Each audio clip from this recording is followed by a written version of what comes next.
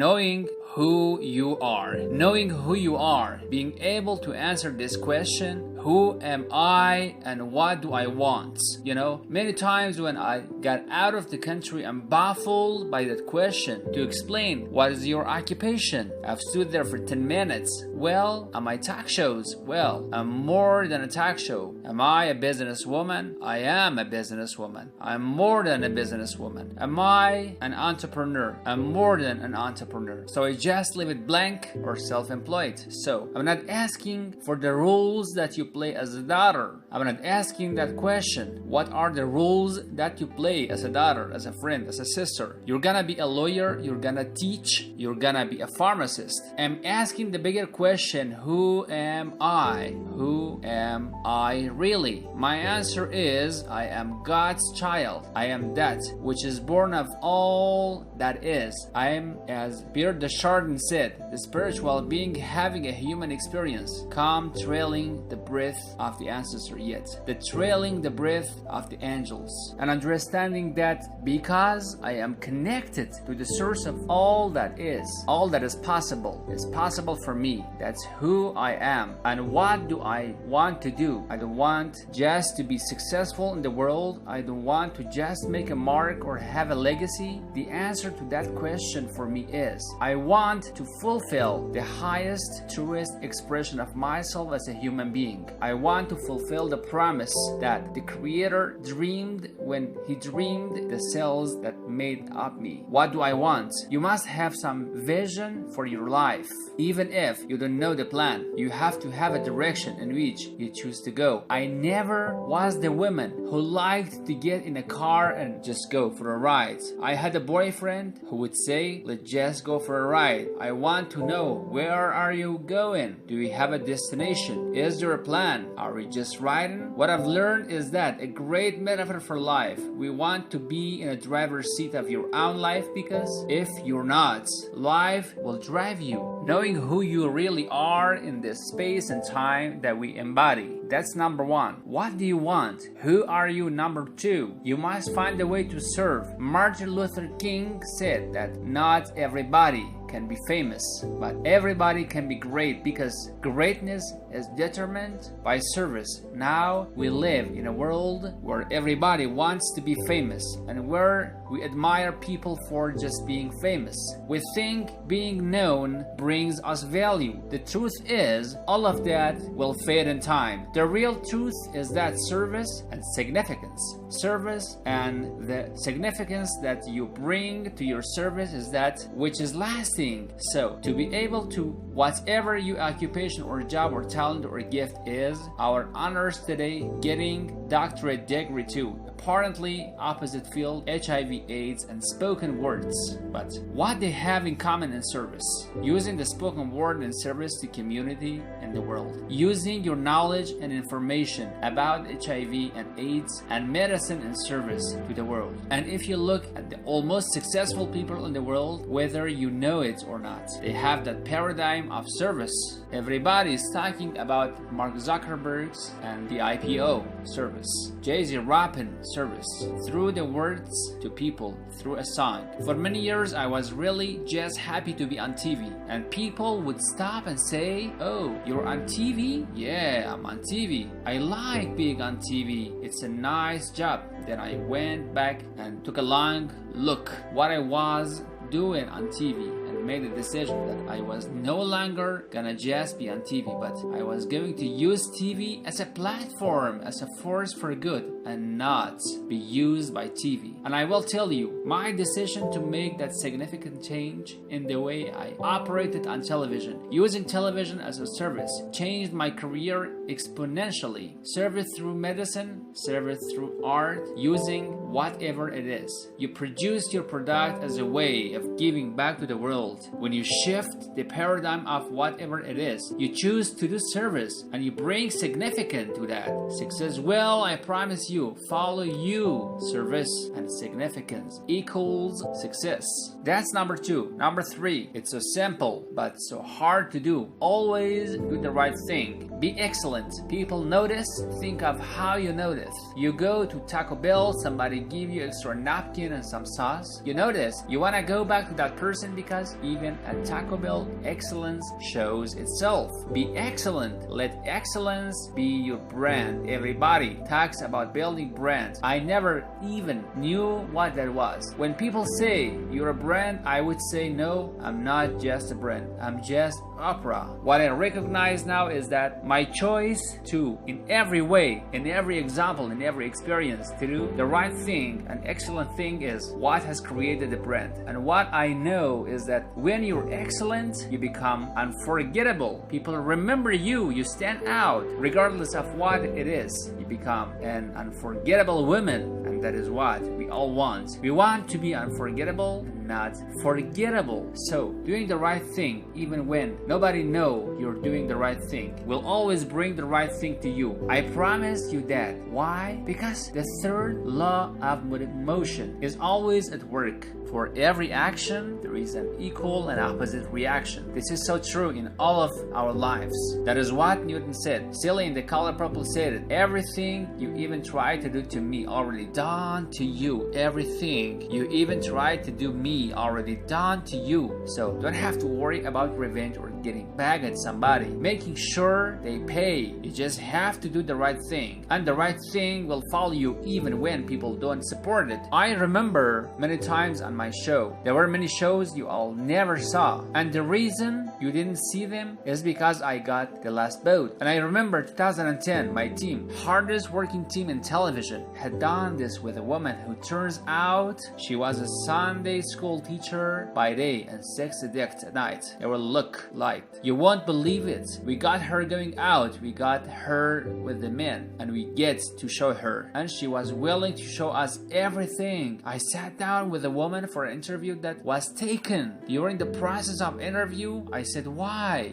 are you doing this? And she said, oh, I want to help people. I want to tell my story. I want to help people. I said, do you have children? She says, yes, I have a 10-year-old son. I knew right thing, this is never gonna see the light of day. So we got off the air and said to the lady, we are not gonna air that show. And she said, why? My producer said, why? She knows she was being filmed. She knows what she was saying. She knows what you are. I said, because her son will never get over it. Her son will never get over it. And it's not worth rating point to me. Not worth a rating point to me to know that there is a 10-year-old boy who destroyed because his mother went onto Oprah Winfrey show and told all her business. You do the right thing even when other people think it may not. And oftentimes when you make a decision to do the right thing, immediately you're faced with doubt. Was it the right thing? Was that the right decision? Don't know. Was it the right thing? You always know it's the right thing when in the end there is a peace. You were rewarded by peace in knowing that you did the right thing. The most important thing I have come to know in doing the right thing and making the right thing, make decision, is understanding what we talked about yesterday. All of you living here have the potential for enormous success. There is a price that comes with that. People don't always like you and they're not always happy for you. And if you surround yourself with people who are not accustomed to your success, they become fearful, they become scared because you're reflecting back something to them they do not recognize. Now, they're not going to say, I'm very fearful because you're reflecting back to me something I don't recognize. They're gonna say, you know what they're gonna say? They're gonna say who she thinks she is. Who she thinks she is. That only happens when you're around people who do not mean and want and aspire to the best of you. People who want the best for you want you, your best. So my greatest advice to you is to surround yourself with people who are gonna fill your cup until your cup runneth over. So when people say you're so full of yourself, you can say, yeah, I am full. So I am full, my cup runneth over. And to know that once your cup runneth over, you cannot spend your life with your gallon-sized offering them to point-sized people. You have got to surround yourself with gallon-sized people who can bang in same company with you, so that you're not offering your gallons,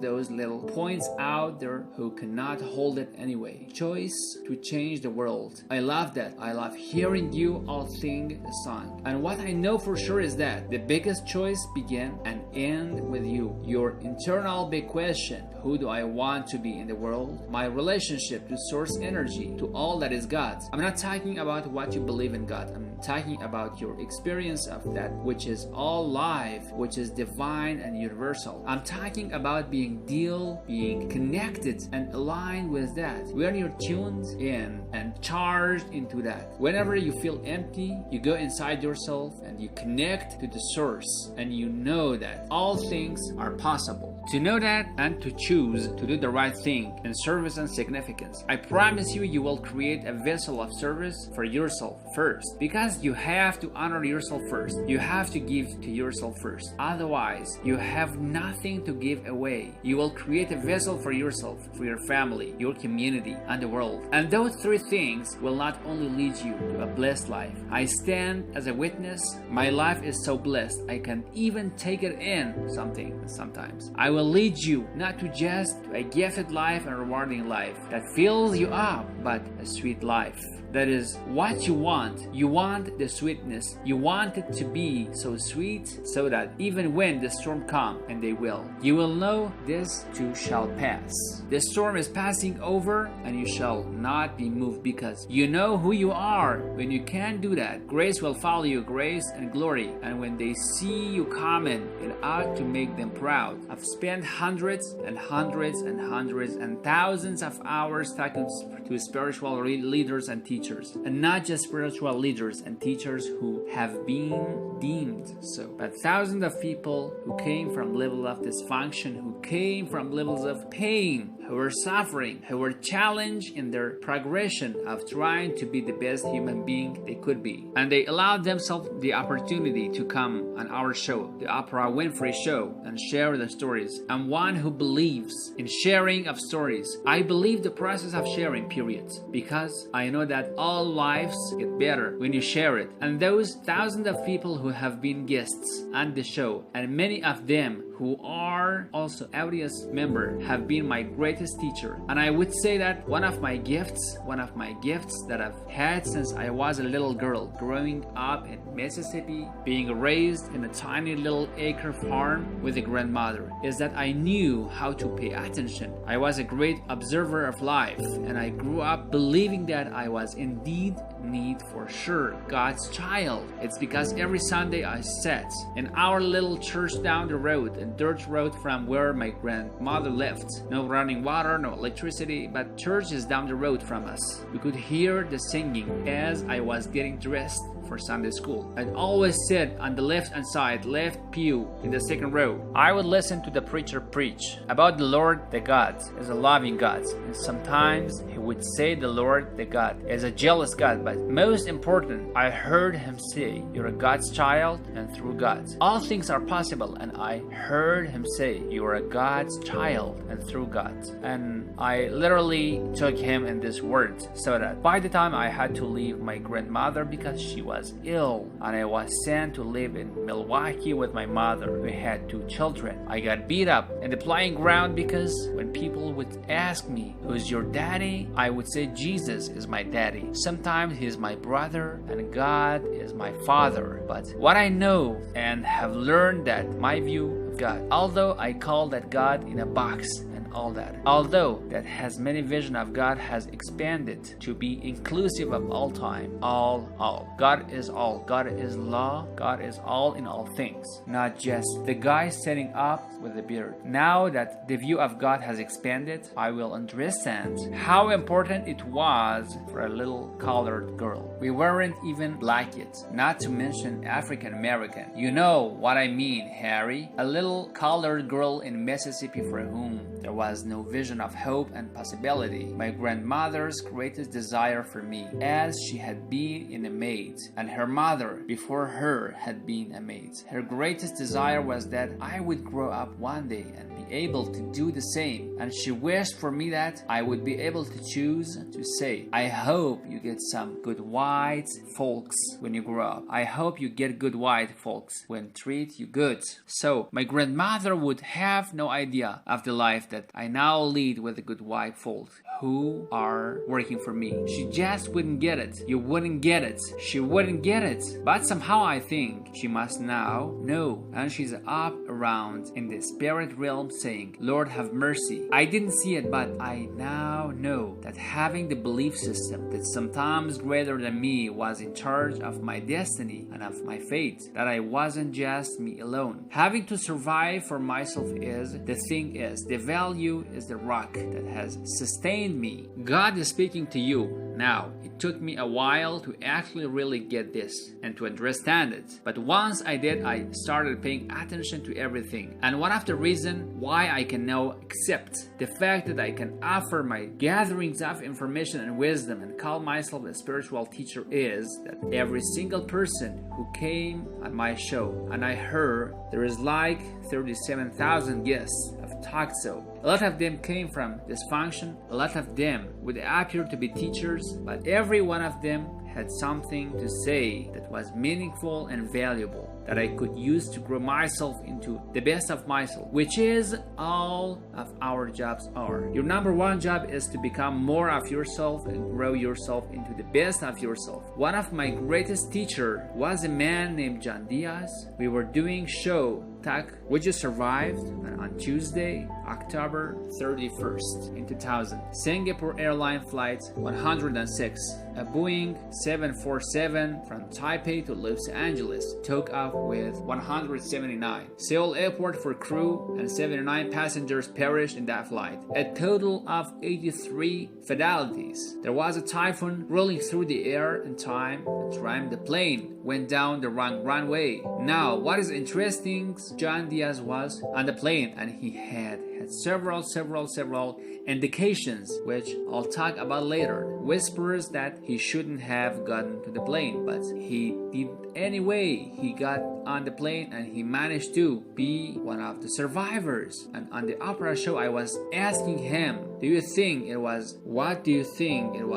that you were one of the survivors? And I said, do you think it was your position on your plane? Because he was in first class, said he was sitting on the right next to the exit door, and he said, yes, I think it might have been the position of the plane, and also my quick thinking, he says, and the fact that I didn't stop moving. So I said, you don't believe, you're not a religious man, you don't believe that there was some kind of divine intervention going on? There he goes. No, I'm not a religious person. I don't believe in that anyway. I don't believe that it was anything divine. I don't believe that. I did see, he said, as I knocked back into the plane, that I looked like Dante Inferno, with people strapped into their seats and just burning. And it seemed a bit to me as I turned and looked backwards like there was a light coming out of their tops of their heads. I guess you could call it an aura was leaving their bodies, and some lights were brighter than others. It changed, he said. It changed me. It gave me a new kind of spirituality in the sense that I now believe somehow. I don't know how, but life continues on somehow through that light. And I thought, I'm not a religious man, but I thought the brightness and dimness of the auras were how our lives is. So that one of the major things that really has changed with me since then, he says, I want to live my life so my aura, what it leaves, is one of the brightest ones. That's one of those moments that happens and that is bigger than a show about survivors, because I always knew that when I moved, at least a million other people might be too, because if I can't feel it and there are 20 million people watching around the world, it means that somebody also felt and heard the same thing. That's what connection is. So I thought lot about and thought about it, obviously, in thinking about, in preparing to talk to you today about how does one lead to meaningful life, because ultimately, isn't that what we all want? We want to lead a life so that however we transition, people can say, wow, that was a bright one. That was a bright light. First of all, I think that is come from a deep sense of awareness about who you and why you are here. It comes from being in touch with, on a regular basis, the appreciation and the holy gratitude that should fill each of our hearts on a regular basis. Just knowing what a privilege it is to be here and to be human. Close your eyes for a moment, will you please? And breathe with me. Just close your eye and, if you will, put your thumb to your middle finger and gather the other fingers around. And let's feel the vibration and the pulse of your personal energy as you take 3 dips. Breathe with me. Inhale, and as you exhale, just feel the vibration energy through your body. And another inhale, and another one. And keep your eyes closed, and let's just think about this day that you have been graced to breathe in and out thousands of times. This day that you have been graced to breathe in and out thousands of times. This day where many of those breaths were taken for granted. You just expected next one to come. But the truth is, there is no guarantee that the next one comes. This day, how you started your day, what your thoughts were in this morning, how you've carried yourself through this day, how you've been allowed to have encounters and experiences, some challenging, some were life enhancing, that's pushed you forward another day of being here on the planet Earth as a human being. Let's just think about it. After all you've been through in this day alone, and many days and years past, how you got here to the prestigious, esteemed university, the choices you made that have brought you in this day. Open your heart and quietly to yourself say the only prayer that's ever needed: thank you, thank you, thank you, and thank you. You are still here. You get another chance this day to do better and be better. Another chance to become more of who you were created and what you were created to fulfill. Thank you. Amen. Open your eyes. That's how it starts. That is the foundation for meaning and purpose in your life. Is to bring yourself back to your breath.